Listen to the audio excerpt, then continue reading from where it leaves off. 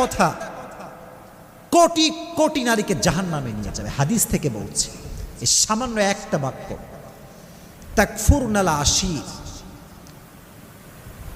বেশিরভাগ নারী অকৃতজ্ঞ হয়, স্বামীর কৃতজ্ঞতা আদায় করতে জানে না। স্বামী যে এতটা স্যাক্রিফাইস করেছে স্বীকার করতে চায় না। আর মাথায় রাখবেন, যেই নারী তার স্বামীর স্যাক্রিফাইসকে নিজের মুখে এটাকে স্বীকার করতে পারে না, সেই নারী কখনো সুখী হতে পারে না।